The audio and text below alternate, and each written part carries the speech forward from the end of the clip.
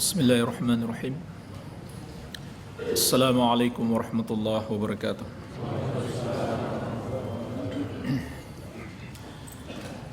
Alhamdulillah hamdan katsiran tayyiban mubarakan fih mubarakan alaih kama yuhibbu rabbuna wa yarda. Ashhadu an la ilaha illallah wahdahu la syarika lah wa ashhadu anna Muhammadan abduhu wa rasuluh sallallahu alaihi wa ala alihi wa sahabatihi ajma'in wa man tabi'ahum bi ihsanin ila yaumiddin, amma ba'd. Fa ikhwani fid din wa akhwati fillah, kaum muslimin wal muslimat yang saya cintai dan saya muliakan, rahimani wa rahimakumullah. Semoga Allah subhanahu wa ta'ala senantiasa mencurahkan rahmatnya kepada kita sekalian. Di dalam hadis yang diriwayatkan Imam Ibnu Majah dari sahabat yang mulia Ibnu Umar radhiyallahu ta'ala anhuma, dan hadis ini disahihkan oleh Syekh Al-Albani rahimahullah, bahwasannya ada seorang sahabat Ansar mengajukan kepada Rasulullah sallallahu alaihi wasallam dua pertanyaan.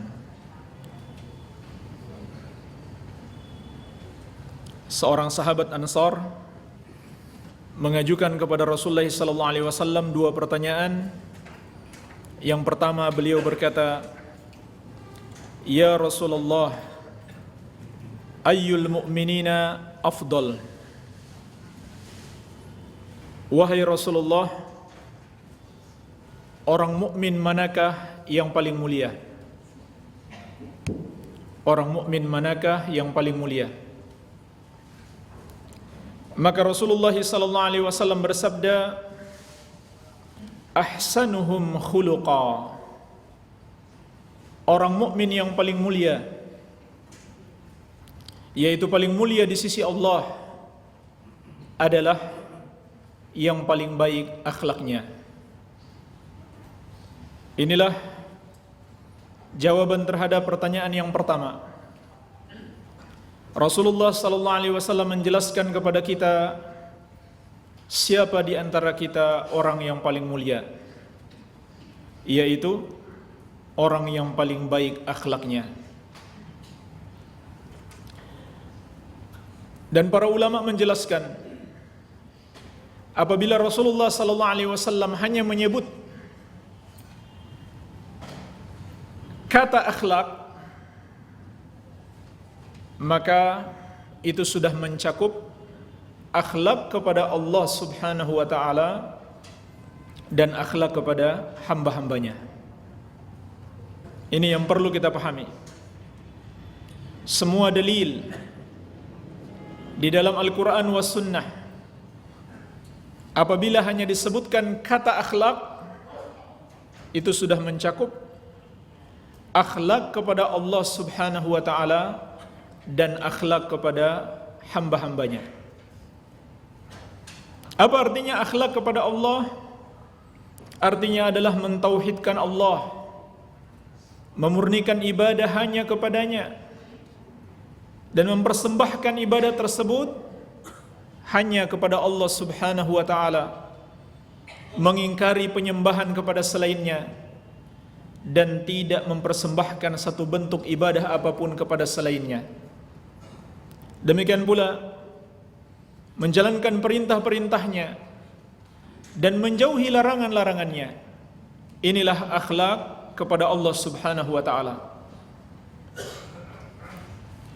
Adapun akhlak kepada hamba-hamba Allah tabaraka wa ta'ala adalah berbuat baik kepada mereka dan menahan lisan kita, menahan tangan kita, tidak menyakiti mereka, serta bersabar atas gangguan mereka. Inilah akhlak mulia kepada hamba-hamba Allah subhanahu wa ta'ala. Maka orang mukmin yang paling mulia di sisi Allah adalah yang memiliki dua akhlak ini. Akhlak kepada Allah Subhanahu wa taala, dan ini yang paling utama, dan akhlak kepada hamba-hamba Allah Subhanahu wa taala. Dan juga ulama menjelaskan, apabila kita dapati di dalam satu hadis atau satu ayat perintah untuk bertakwa kepada Allah dan perintah untuk berakhlak baik, maka akhlak baik yang dimaksudkan adalah kepada hamba-hamba Allah Subhanahu wa taala. Seperti firman Allah Subhanahu wa taala, "Fattaqullah wa aslihu dzata bainikum."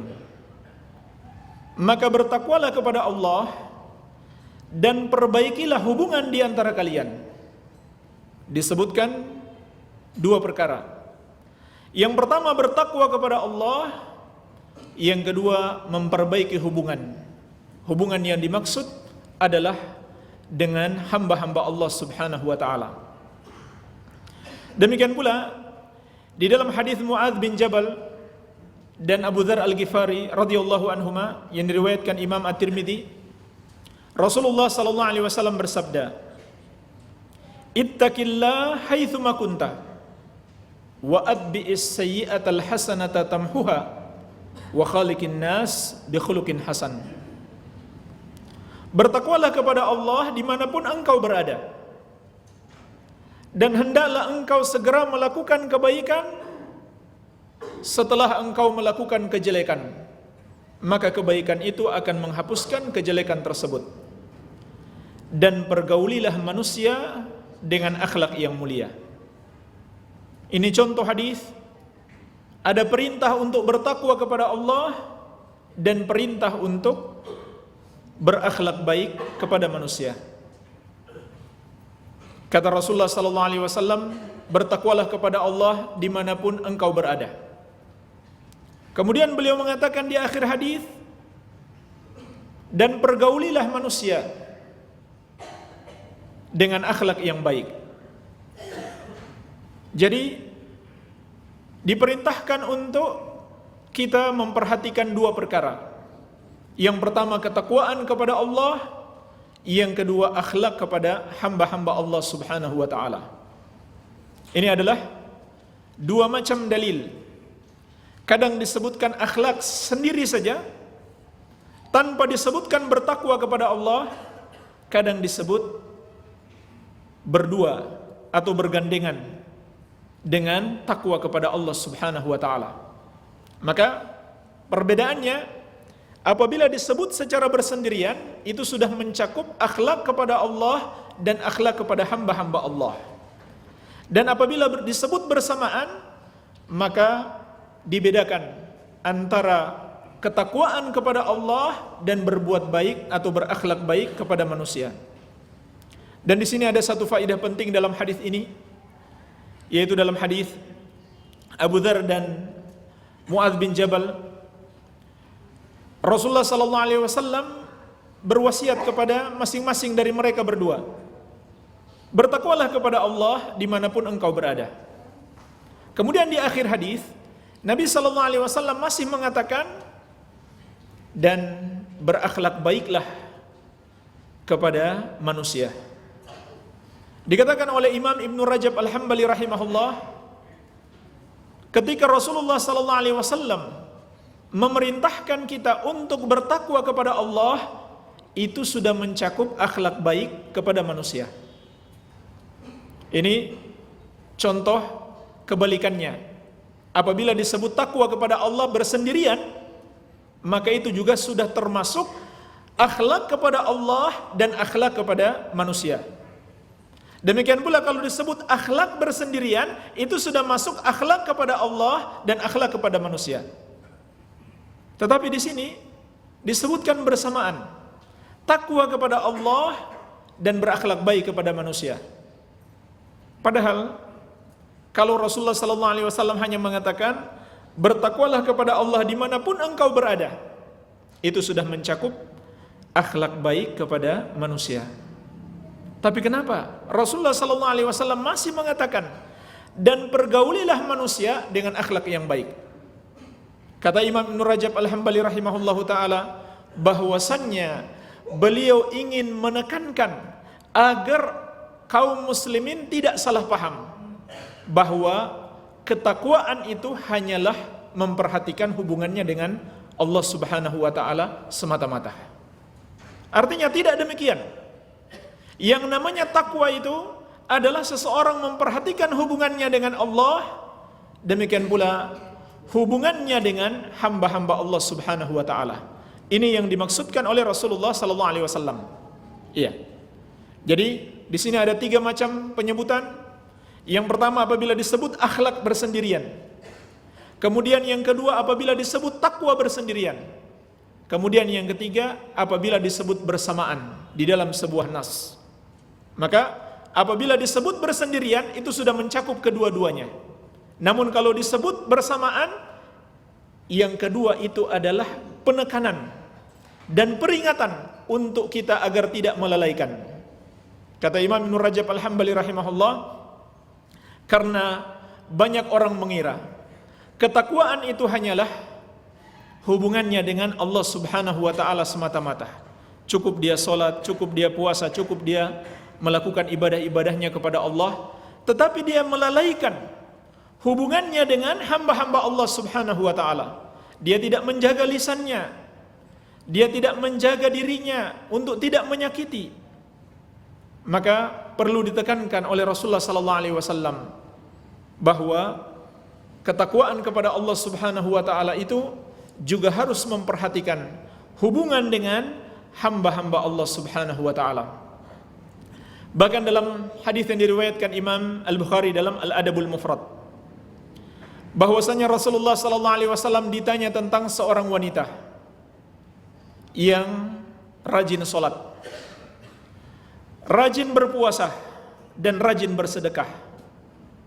Walakinnaha tu'dhi jiranaha. Akan tetapi wanita tersebut menyakiti tetangga-tetangganya. Apa kata Rasulullah sallallahu alaihi wasallam? Hiya finnar. Dia termasuk penghuni neraka. Ini peringatan jamaah sekalian. Akhlak itu adalah hubungan kita dengan Allah dan hubungan kita dengan hamba-hamba Allah Subhanahu wa ta'ala. Iya. Oleh karenanya Rasulullah sallallahu alaihi wasallam menegaskan, akmalul mu'minina imanan ahsanuhum khuluqa. Orang mukmin yang paling sempurna imannya adalah yang paling baik akhlaknya. Sekali lagi, apabila disebutkan di dalam sebuah hadis hanya satu kata atau satu kalimat terkait dengan akhlak, maka itu sudah mencakup akhlak kepada Allah Subhanahu wa ta'ala dan akhlak kepada hamba-hamba Allah Tabaraka wa ta'ala, dan tentunya akhlak kepada Allah itu yang lebih penting. Itu yang lebih penting. Iya.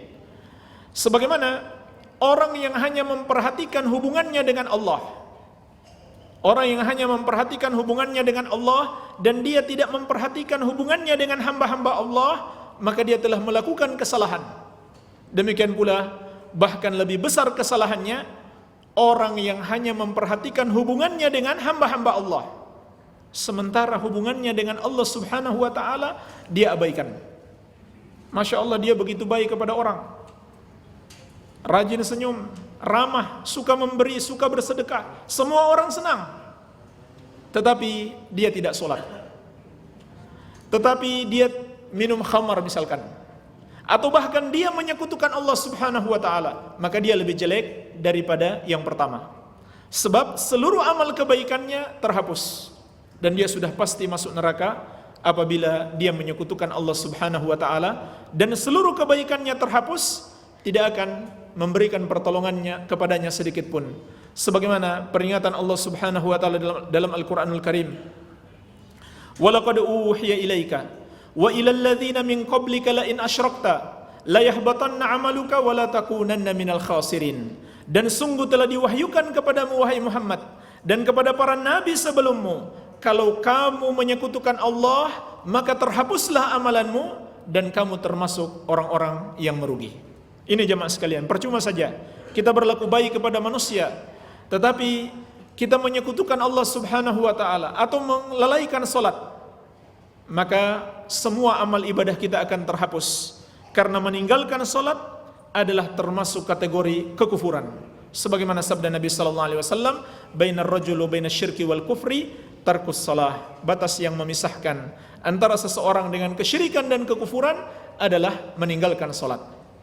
Ini bagian yang pertama dari hadis yang mulia ini. Kemudian sahabat Ansar ini mengajukan pertanyaan yang kedua. Beliau bertanya kepada Rasulullah sallallahu alaihi wasallam, "Wa ayyul mu'minina aqyas?" Dan orang mukmin manakah yang paling cerdas? Inilah pertanyaan yang kedua.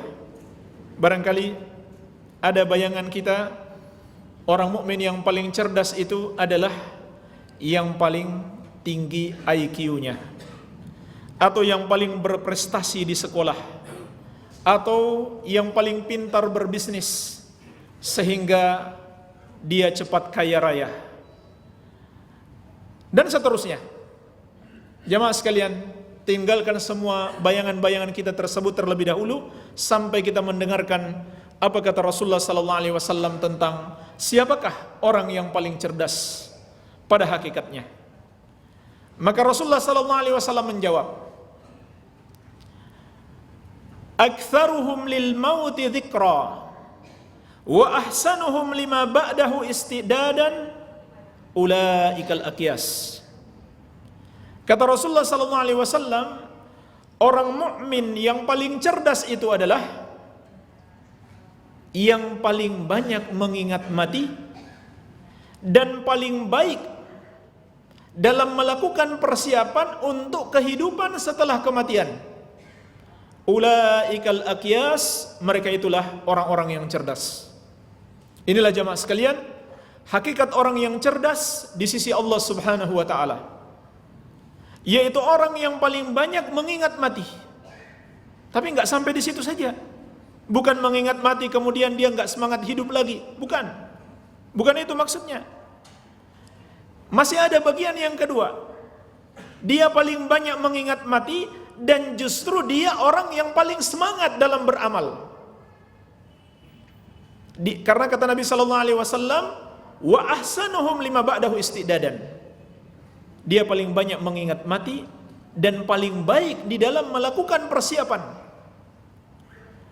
untuk menghadapi kehidupan setelah kematian. Inilah orang yang paling cerdas, yang paling banyak mengingat mati. Oleh karenanya jemaah sekalian, di dalam Al-Quran dan Sunnah Nabi sallallahu alaihi wasallam kita sering diingatkan dengan kematian.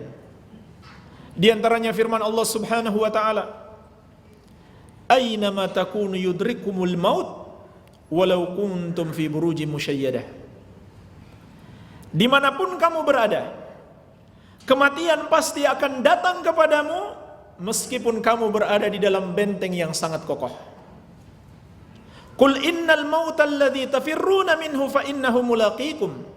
Katakanlah, kematian yang kamu selalu lari daripadanya pasti suatu saat akan datang menemuimu.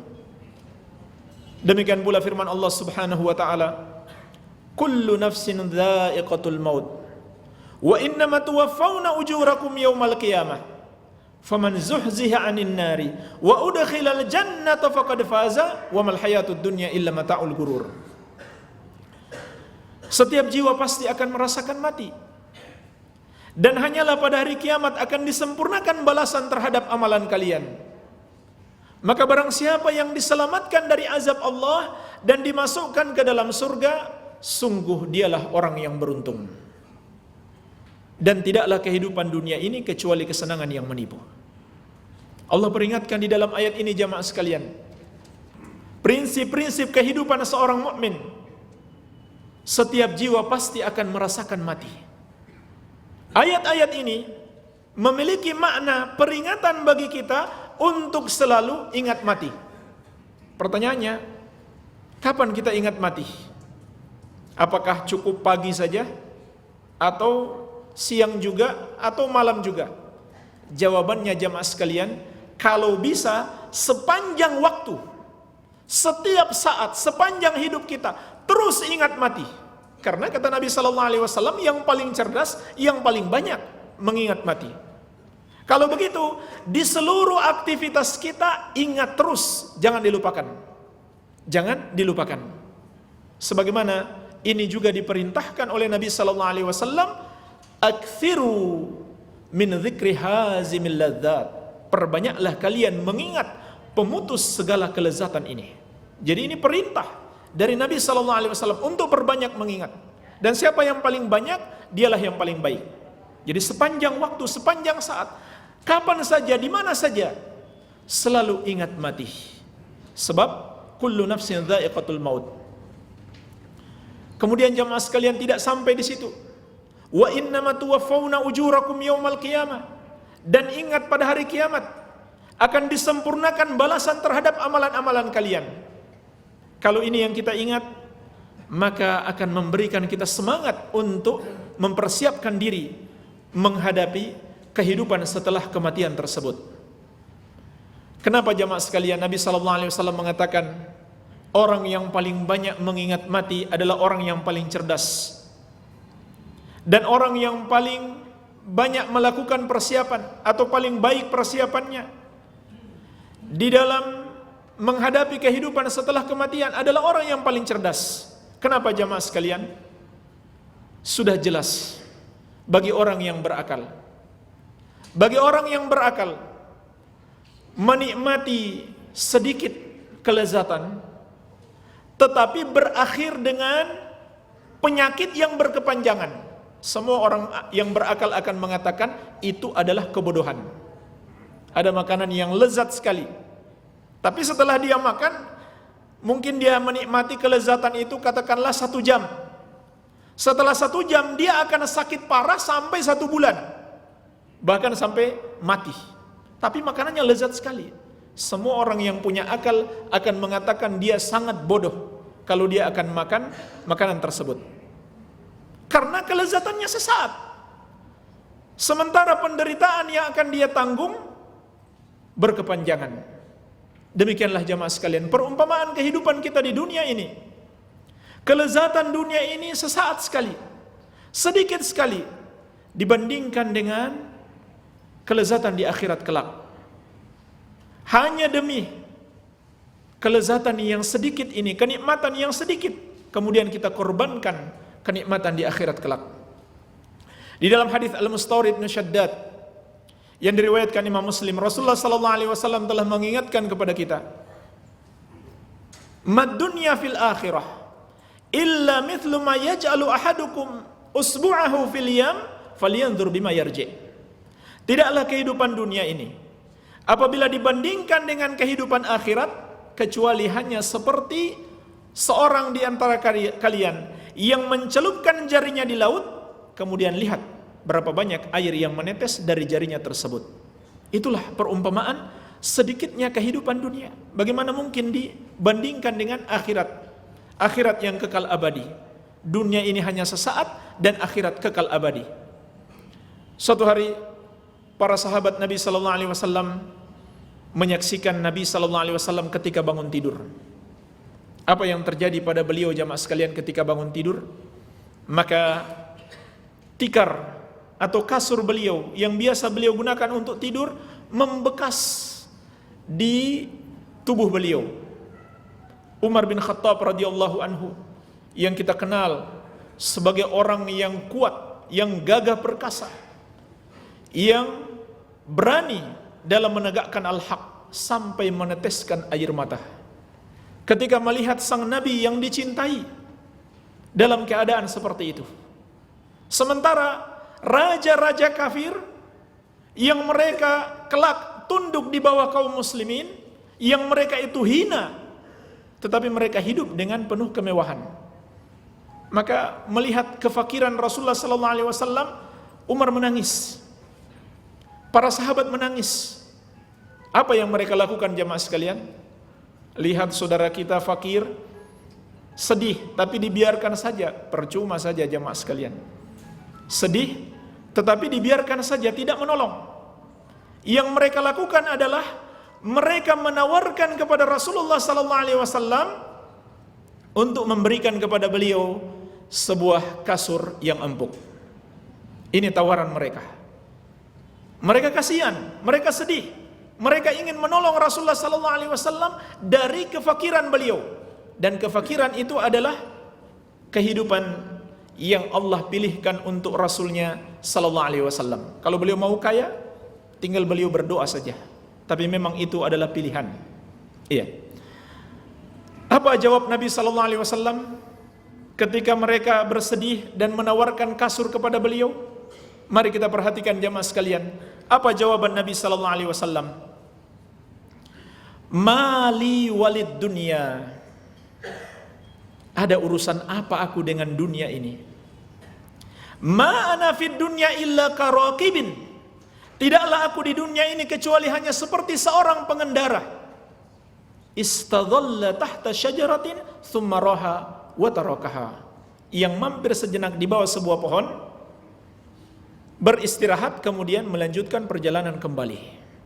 Perhatikanlah jamaah sekalian, apa kata Nabi sallallahu alaihi wasallam tentang sebuah kasur yang empuk.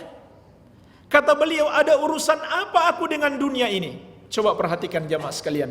Hanya sebuah kasur yang empuk, Nabi sallallahu alaihi wasallam mengatakan itu dunia. Artinya itu adalah kenikmatan dunia yang besar. Sementara kita walhamdulillah Allah berikan limpahan kenikmatan dunia yang luar biasa. Ini cuma sebuah kasur yang empuk, dianggap oleh Nabi sallallahu alaihi wasallam sebagai nikmat dunia yang besar. Dan beliau memandang itu sebelah mata saja. Beliau tidak menganggap itu sesuatu yang penting. Beliau mengatakan, ada urusan apa aku dengannya? Aku di dunia ini bukan untuk itu. Kita untuk kehidupan di akhirat, bukan untuk kehidupan di dunia ini. Demikian pula Nabi sallallahu alaihi wasallam berwasiat, kun fid dunya ka'annaka gharibun aw abirus sabil. Jadilah engkau di dunia ini seperti orang asing atau orang yang menyeberang jalan. Inilah jamaah sekalian, keadaan kita di dunia yang seharusnya. Kita di sini adalah orang asing. Di sini bukan kampung halaman kita. Kampung halaman kita yang sebenarnya adalah di surga. Di sanalah bapak kita berasal. Nabi Adam alaihissalam, bapak kita dari sana berasal. Layaknya seperti orang asing, mesti di dalam hati kita merindukan kampung halaman dan bersiap-siap kapan saja kita bisa kembali pulang. Ya. Di dalam hadis, di dalam as-sahih dari Anas bin Malik radhiyallahu anhu, Rasulullah sallallahu alaihi wasallam pernah menceritakan sepenggal kisah masa depan. Kata Nabi sallallahu alaihi wasallam, akan didatangkan kelak pada hari kiamat dan disaksikan oleh seluruh manusia. Disaksikan oleh seluruh manusia dan jin. Didatangkan pada hari itu orang yang paling nikmat hidupnya ketika di dunia min ahlin nar, tapi sayang dia termasuk penghuni neraka. Inilah orang yang paling nikmat hidupnya ketika di dunia. Dia termasuk penghuni neraka. Lalu dia dimasukkan ke dalam neraka sebentar saja, dicelup ke dalam neraka dengan satu celupan, kemudian dikeluarkan kembali. Sebelum kemudian nanti dia dimasukkan ke dalam neraka selama-lamanya. Dia dicelup ke dalam neraka, lalu dikeluarkan kembali untuk ditanyakan, agar disaksikan oleh seluruh manusia yang hadir di situ. Apa pertanyaannya jemaah sekalian? Wahai anak Adam, pernahkah engkau merasakan nikmat hidup di dunia? Kata Nabi sallallahu alaihi wasallam sebelumnya, dia adalah orang yang paling nikmat hidupnya ketika di dunia. Lalu dia dimasukkan ke dalam neraka dengan satu celupan dan dikeluarkan kembali untuk ditanyakan, wahai anak Adam, pernahkah engkau merasakan nikmat hidup di dunia? Apa jawabnya jemaah sekalian? Dia mengatakan, la wallahi ya Rabbi, tidak demi Allah wahai Rabbku. Kata Syekh Ibnu Utsaimin rahimahullah, maksudnya adalah dia sudah lupa. Sampai dia bersumpah, tidak demi Allah, bukan dia bohong. Tidak, saya tidak pernah merasakan nikmat apapun di dunia. Padahal kata Nabi sallallahu alaihi wasallam, dia adalah orang yang paling nikmat hidupnya ketika di dunia.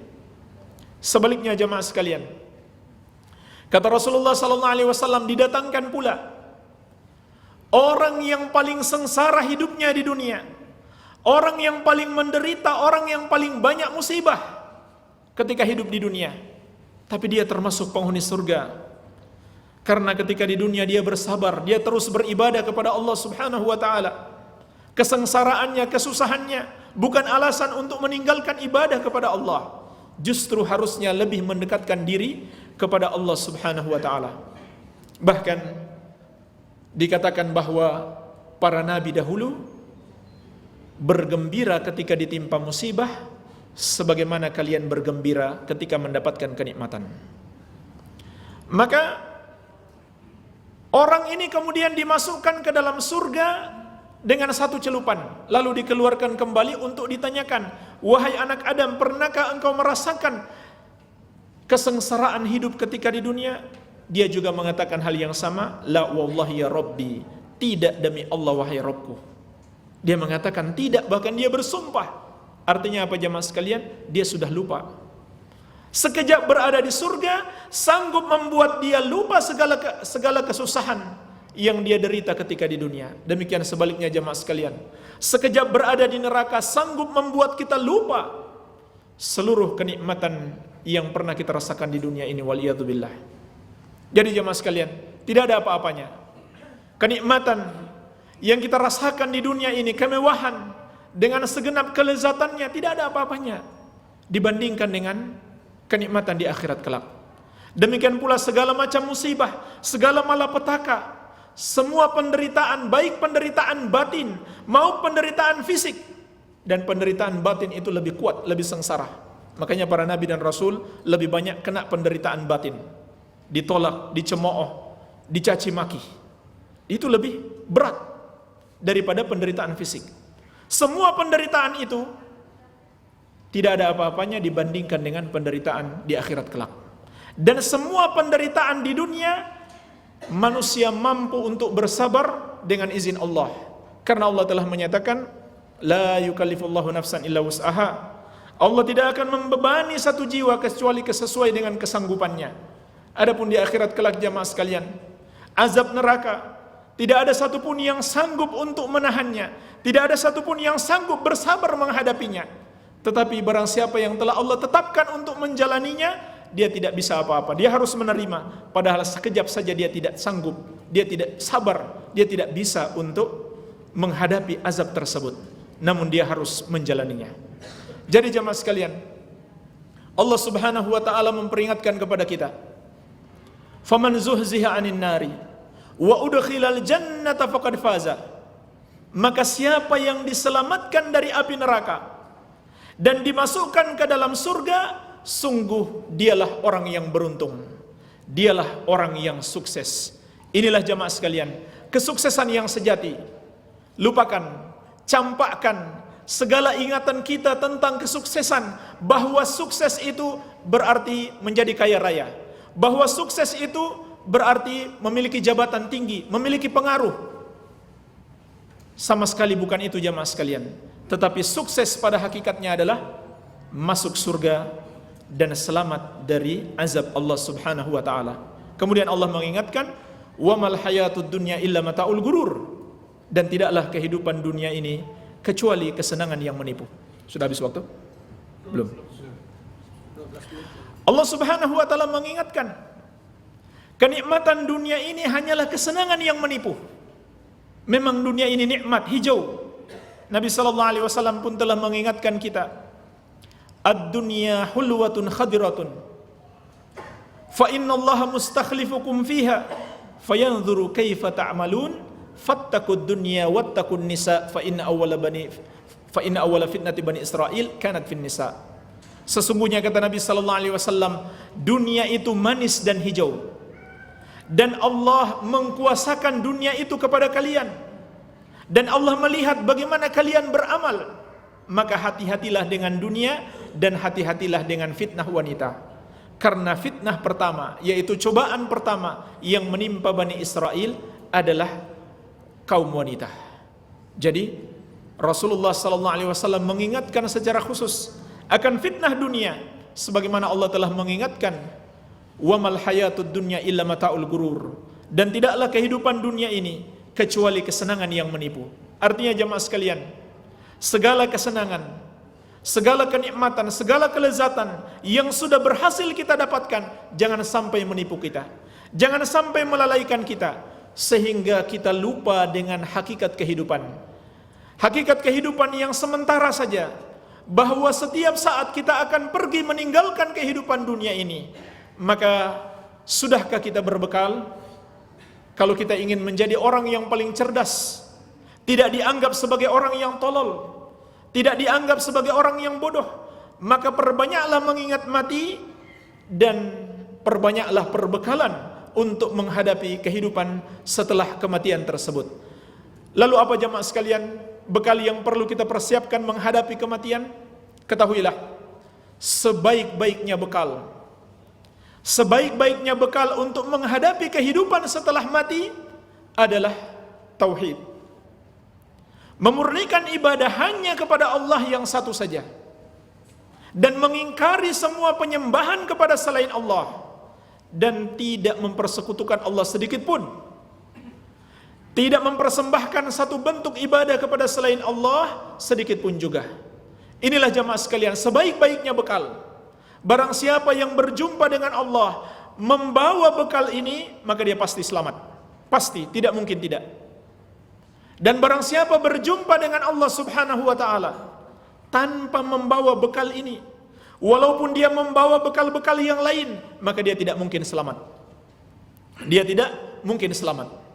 Allah Subhanahu wa ta'ala telah mengingatkan, innahu may yusyrik billah faqad harramallahu alaihil jannata wa ma'wahun nar wa ma lidzalimina min ansar. Sesungguhnya barang siapa yang menyekutukan Allah, maka Allah haramkan surga atasnya, neraka adalah tempatnya, dan tidak ada satupun yang bisa menolong orang-orang yang zalim tersebut. Jamaah sekalian, apabila seorang berjumpa dengan Allah dalam keadaan menyekutukannya, melakukan perbuatan syirik, tidak ada harapan lagi untuk selamat. Tidak ada lagi yang bisa memberikan syafaat. Allah Subhanahu wa taala menegaskan, "Wa ma lidzalimina min hamimin wala syafi'in yuta." Tidak ada bagi orang-orang yang zalim tersebut kawan setia dan pemberi syafaat yang ditaati. Adapun orang yang mentauhidkan Allah Subhanahu wa taala, dia tidak menyekutukan Allah, dia pasti selamat. Pasti selamat, tidak mungkin tidak. Dia pasti masuk surga. Hanya saja jamaah sekalian, ada yang masuk surga secara langsung dan ada yang tidak langsung. Ada yang Allah sempurnakan jaminan keselamatan baginya dari azab neraka, ada yang diberikan keselamatan tapi enggak sempurna. Sebagaimana Allah telah menjanjikan, alladzina amanu wa lam yalbisu imanahum bidzulmin ulaika lahumul amnu wa hum muhtadun. Orang-orang yang beriman dan tidak mencampurkan iman mereka dengan kesyirikan sedikit pun, mereka itulah yang Allah akan berikan jaminan keamanan dan hidayah. Keamanan apa maksudnya jemaah sekalian? Keamanan dari azab Allah, baik azab di dunia, azab di kubur, azab di hari kebangkitan, maupun azab neraka. Allah berikan jaminan keamanan. Tetapi kata para ulama, ada yang jaminannya sempurna, ada yang tidak sempurna. Siapa yang sempurna? Siapa yang tidak sempurna? Yang sempurna adalah yang menyempurnakan tauhidnya. Yang tidak sempurna adalah dia sudah bertauhid tetapi dia tidak menyempurnakan tauhidnya. Bagaimana cara menyempurnakan tauhid? Menjauhi semua perbuatan dosa-dosa. Kalau dia sudah menjauh syirik, maka dia disebut orang yang bertauhid. Tetapi tauhidnya belum sempurna sampai dia menjauhi semua perbuatan-perbuatan dosa, walaupun itu bukan kesyirikan dan kekufuran, maka Allah akan berikan kepadanya pun jaminan keamanan yang sempurna. Tetapi kalau dia sudah menjauhi dosa syirik, dia sudah mentauhidkan Allah, namun dia masih melakukan dosa-dosa yang lainnya, berarti dia belum menyempurnakan tauhidnya, maka Allah tidak akan menyempurnakan jaminan keamanan terhadapnya. Lalu kalau begitu bagaimana nasibnya? Apakah dia pasti masuk neraka dulu, kemudian masuk surga? Atau bisa saja dia langsung masuk surga tanpa masuk neraka? Jawabannya adalah, apa jawabannya? Jawabannya apa? Tahta masyiatillahi azza wa jalla. Dia di bawah kehendak Allah Subhanahu wa ta'ala. Sebagaimana firman Allah, innallaha la yaghfiru ayyushraka bihi wa yaghfiru ma duna dzalika liman yasha. Sesungguhnya Allah tidak akan mengampuni dosa menyekutukannya, dan mengampuni dosa yang lebih ringan daripada itu bagi siapa yang dia kehendaki.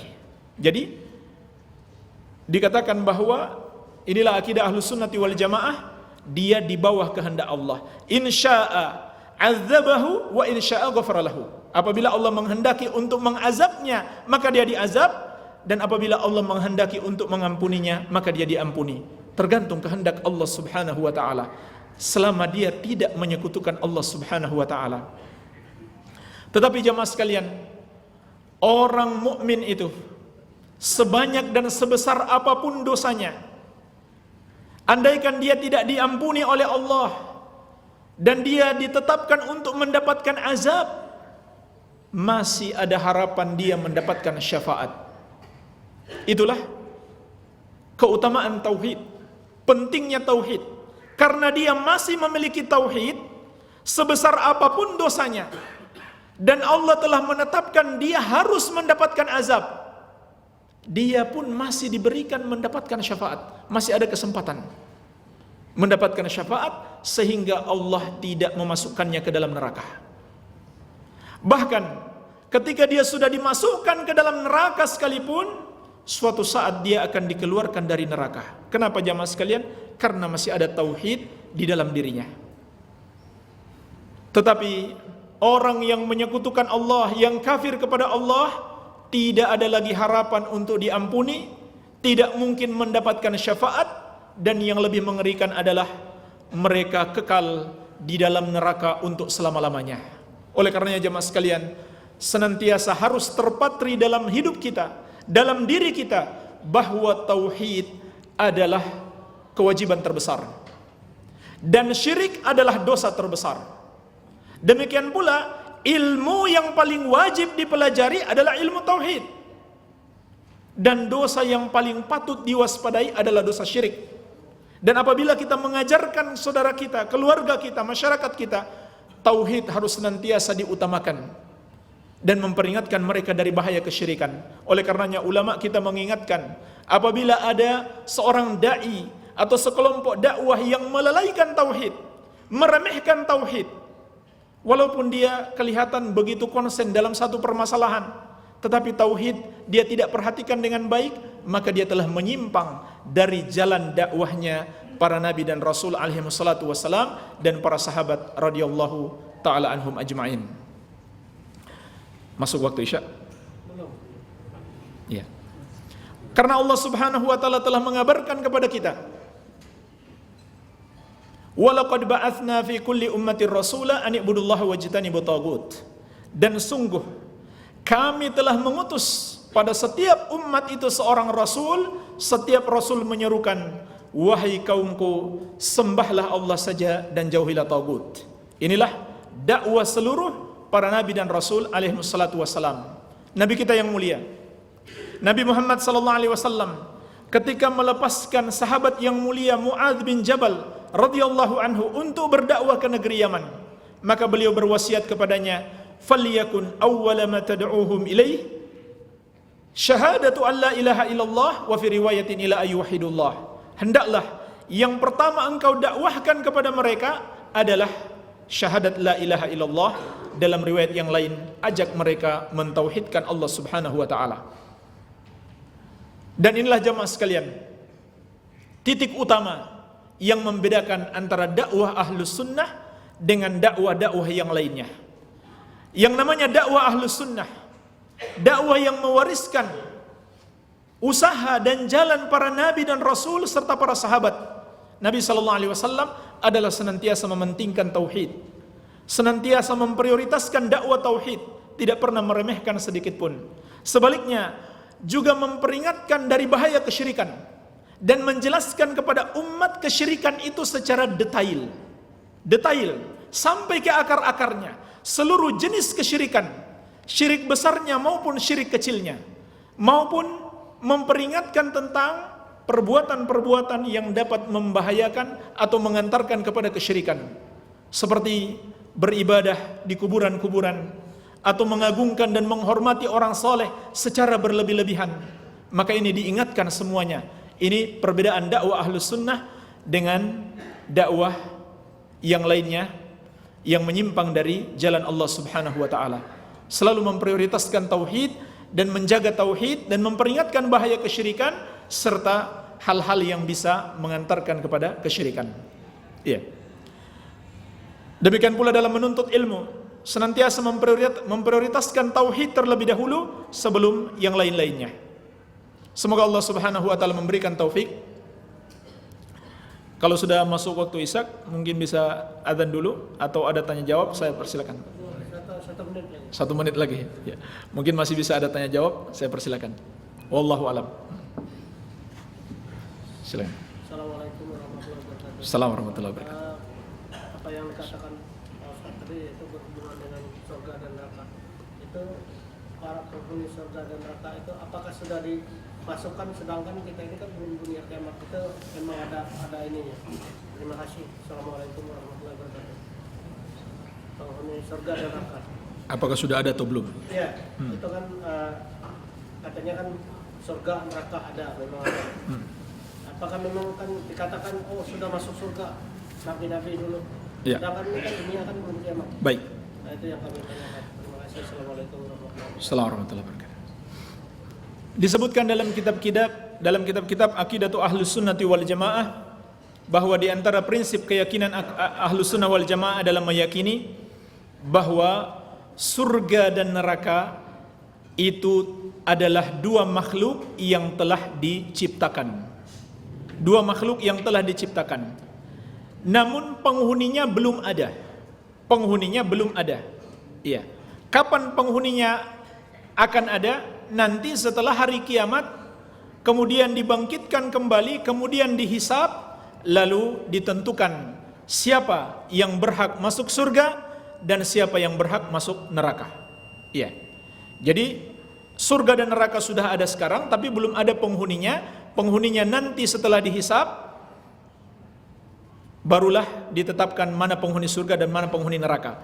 Adapun dalil-dalil yang kita baca, Nabi SAW melihat seseorang di surga, demikian pula beliau melihat ada orang yang diazab neraka. Itu maksudnya adalah diperlihatkan kepada beliau gambaran kejadian di masa yang akan datang. Bukan sesuatu yang sudah terjadi sekarang, bukan. Tapi gambaran kejadian di masa yang akan datang. Demikian wallahu alam. Ya. Sudah masuk Isya, silakan di azan. Fadhal.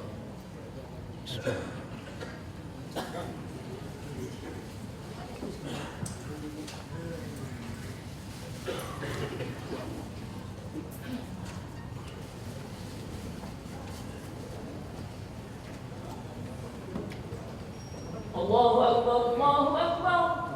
Allah. Allahu Akbar, Allahu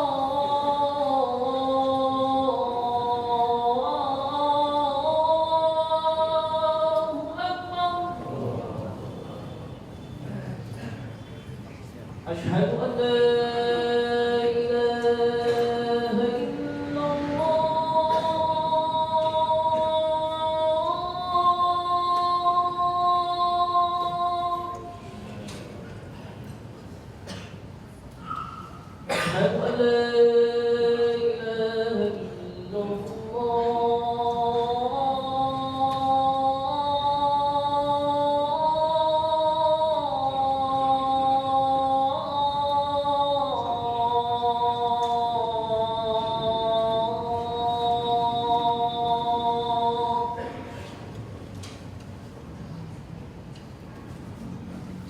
أشهد أن محمدا رسول الله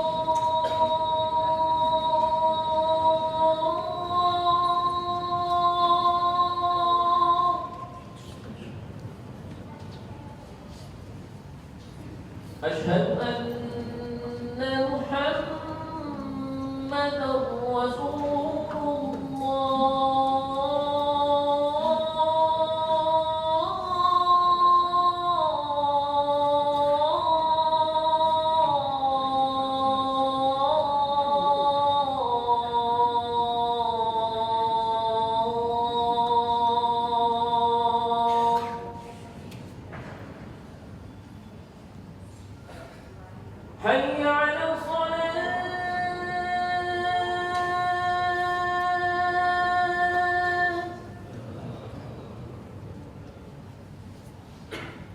حي على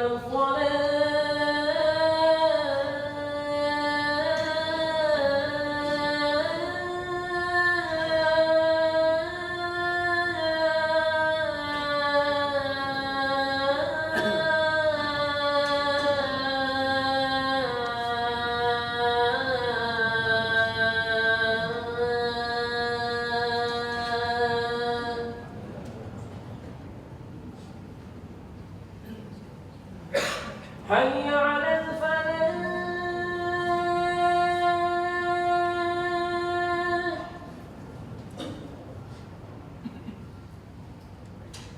حي على الفلاح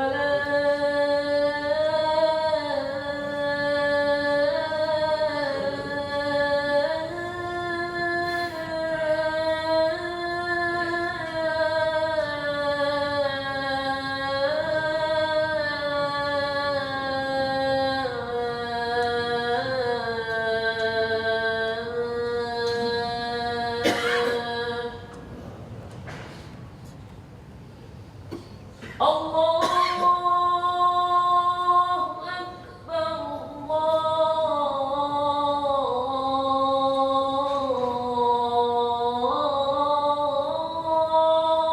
الله أكبر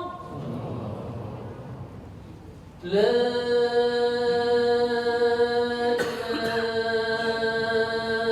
إلا الله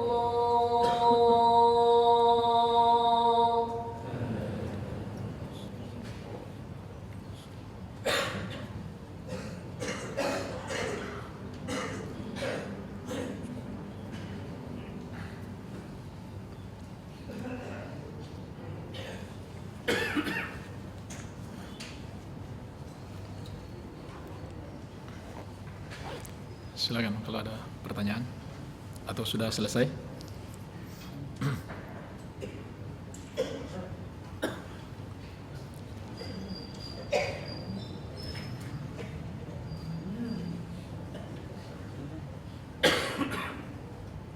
Silakan. Assalamualaikum warahmatullahi wabarakatuh. Saya yang bertanya, Ustaz. Kan tadi lagi kita tauhid kan, Ustaz.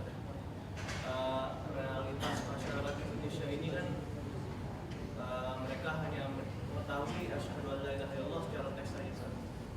Yang ingin saya tanyakan kan, Indonesia ini kan katanya mentauhidkan Asy'ariyah, Ustaz, saya kalau benar.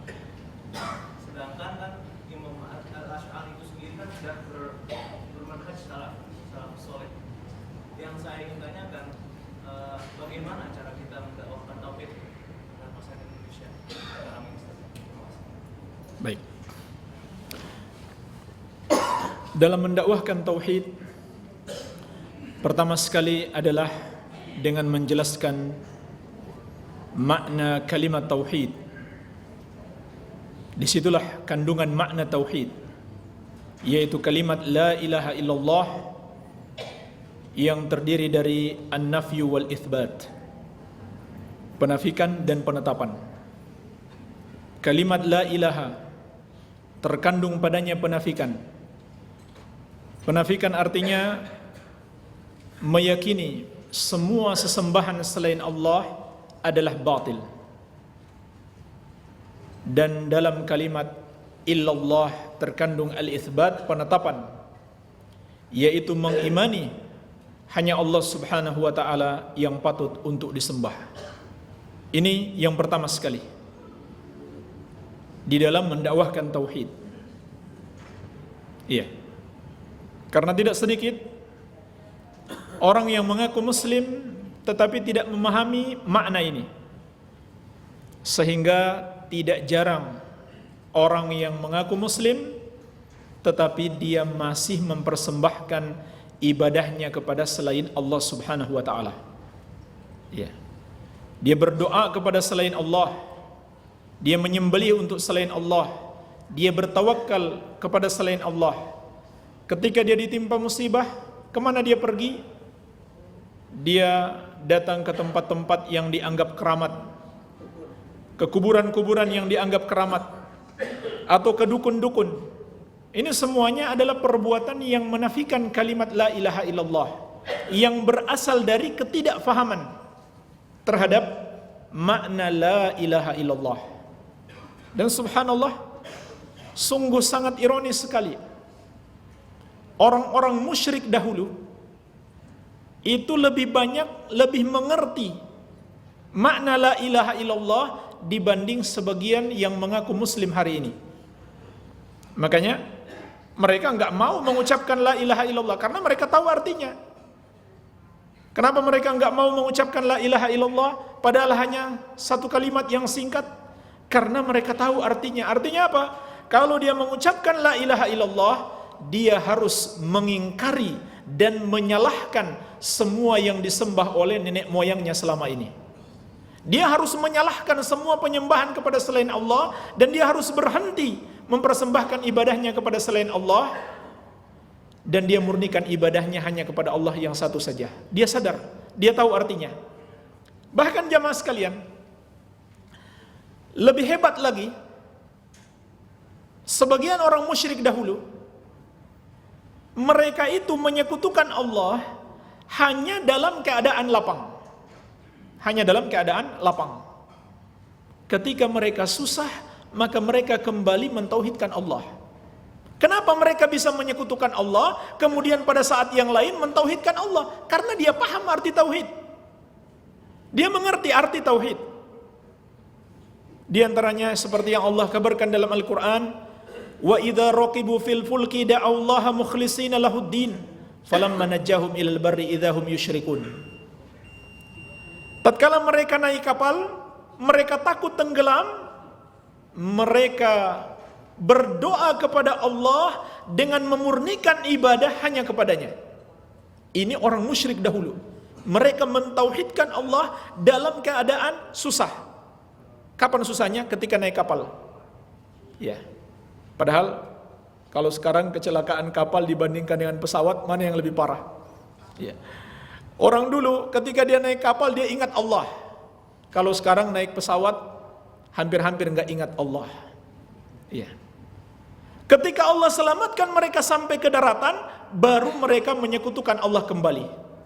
Oleh karena itu, orang seperti ini kalau dia sudah paham tauhid, harapan dia masuk Islam lebih besar. Seperti yang terjadi pada Ikrimah bin Abi Jahal, anaknya Abu Jahal.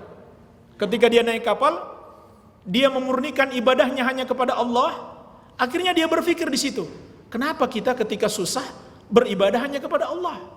Ketika Allah selamatkan, kita kembali menyekutukannya. Kemudian dia bertekad, kalau saya selamat, saya akan masuk Islam dengan sebenar-benarnya.